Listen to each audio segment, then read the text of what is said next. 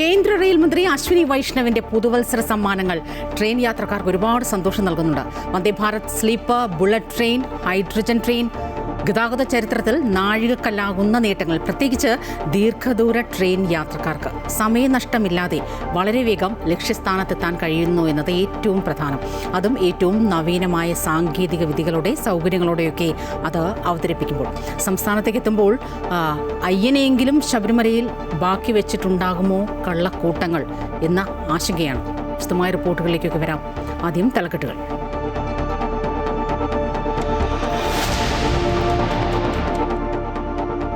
मैं आप सब अभी से टिकट खरीदता हूँ. सूरत से बिलीमोरा ओपन होगा, उसके बाद में वापी से सूरत ओपन होगा, उसके बाद में वापी से अहमदाबाद ओपन होगा. വേഗതയ്ക്ക് പുതിയ മാനം നൽകി കേന്ദ്ര റെയിൽവേ മന്ത്രാലയത്തിന്റെ പുതുവത്സര സമ്മാനം. മണിക്കൂറിൽ 320 കിലോമീറ്റർ വേഗത്തിലോടാൻ ആദ്യ ബുള്ളറ്റ് ട്രെയിൻ അടുത്ത വർഷം ഓഗസ്റ്റ് 15 കേന്ദ്ര റെയിൽവേ മന്ത്രി അശ്വിനി വൈഷ്ണവ്. 140 കിലോമീറ്റർ വേഗതയിൽ ആദ്യ ഹൈഡ്രജൻ ട്രെയിൻ ഇക്കൊല്ലം ട്രാക്കിലിറങ്ങും. വന്ദേ ഭാരത് സ്ലീപ്പർ ട്രെയിനിന്റെ ആദ്യ സർവീസ് ഗുവാഹത്തി കൊൽക്കത്ത റൂട്ടിൽ.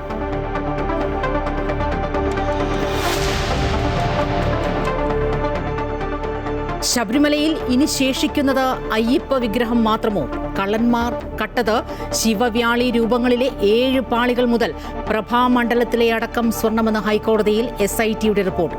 പോറ്റിയെ ആദ്യം കയറ്റിയത് സോണിയാഗാന്ധിയുടെ അടുത്തെന്നും മഹാതട്ടിപ്പുകാർ എങ്ങനെ അവിടെ എത്തപ്പെട്ടുവെന്നും മുഖ്യമന്ത്രി.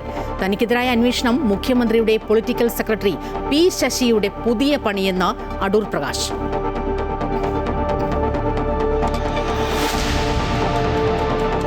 ബംഗ്ലാദേശുമായുള്ള ബന്ധത്തിൽ നിർണായക നീക്കവുമായി ഇന്ത്യ. അന്തരിച്ച ബീഗം ഖാലിദാസിയയുടെ മകൻ താരിഖ് റഹ്മാൻ നയിക്കുന്ന ബംഗ്ലാദേശ് നാഷണൽ പാർട്ടിക്ക് പിന്തുണ അറിയിച്ച് ഇന്ത്യ. തടവുകാരുടെ പട്ടിക കൈമാറി ഇന്ത്യയും പാകിസ്ഥാനും. ഇന്ത്യയിലുള്ളത് 391 പാക് സിവിലിയൻ തടവുകാർ. 58 ഇന്ത്യക്കാർ പാക് തടവിൽ. ഉടൻ മോചിപ്പിക്കണമെന്ന് ഇന്ത്യ.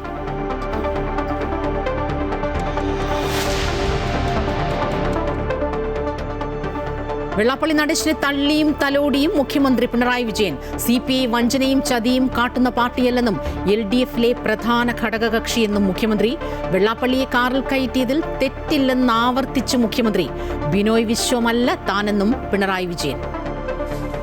പിണറായി വിജയൻ സ്വീകരിച്ചത് പിണറായി വിജയൻ്റെ നിലപാടാണ്. ബിനോയ് വിശ്വത്തിന് അങ്ങനെ ഒരു നിലപാടുണ്ടാവും. അദ്ദേഹം കാറ് കയറ്റിലായിരിക്കും. ഞാൻ കാറ് കയറ്റിയത് ശരിയാണ്, അത് ശരിയാണെന്ന് തന്നെയാണ് ഞാൻ ഇപ്പോഴും കരുതുന്നത്. അതിലൊരു തെറ്റുണ്ടെന്ന് ഞാൻ നേരത്തെ പറഞ്ഞില്ലായിരുന്നു. ആ നിലപാട് തന്നെയാണ് എനിക്കിപ്പോഴും ഉള്ളത്. വെള്ളാപ്പള്ളിയുടെ പ്രസ്ഥാനത്തോട് ബഹുമാനമെന്നും പ്രസ്താവനയെ തള്ളുന്നുവെന്നും MA ബേബി.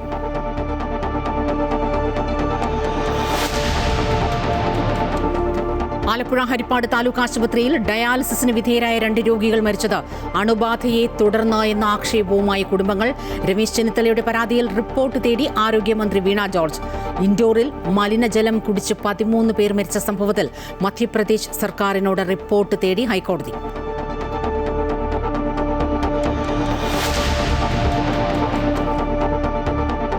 തിരഞ്ഞെടുപ്പ് അടുത്തിരിക്കെ പ്രചാരണ നീക്കവുമായി സംസ്ഥാന സർക്കാർ. 10 വർഷത്തെ ഭരണനേട്ടം ജനങ്ങളിലേക്ക് എത്തിക്കാൻ നവകേരളം citizen response programme.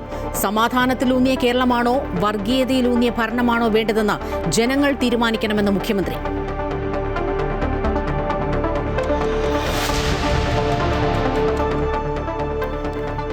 പുതുവർഷപ്പിറവി വിലയിരുത്തലിനും പരിവർത്തനത്തിനുമുള്ള സമയമാകണമെന്ന് Sadhguru Shri Mata Amritanandamayi ദേവി. പരിണാമമാണ് പ്രകൃതിയുടെ നിയമമെന്നും ജീവിതപാതയിൽ ജീർണതകളെ ഉപേക്ഷിക്കണമെന്നും അമ്മയുടെ പുതുവത്സര സന്ദേശം.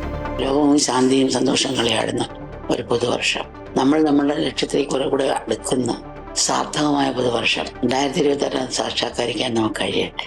അനുകൃപ മക്കളെല്ലാം അനുഗ്രഹിക്കട്ടെ. ആരാധകരെ നിരാശരാക്കി അഡ്രിയാൻ ലൂണ കേരള ബ്ലാസ്റ്റേഴ്സ് വിട്ടു. വിദേശ ക്ലബിലേക്ക് ചേക്കേറാനുള്ള തീരുമാനത്തിന് പിന്നിൽ ISL തുടങ്ങുന്നതിലെ അനിശ്ചിതത്വം. ക്ലബിനോട് കലഹിച്ച് ചെൽസിയുടെ പരിശീലക സ്ഥാനമൊഴിഞ്ഞ Enzo മറേസ്ക.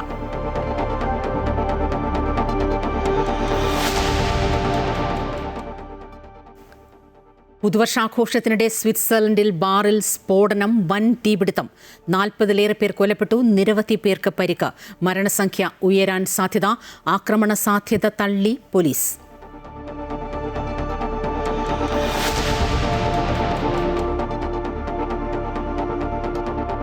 Story of the day: തനിമയോടെ അനുകരണം.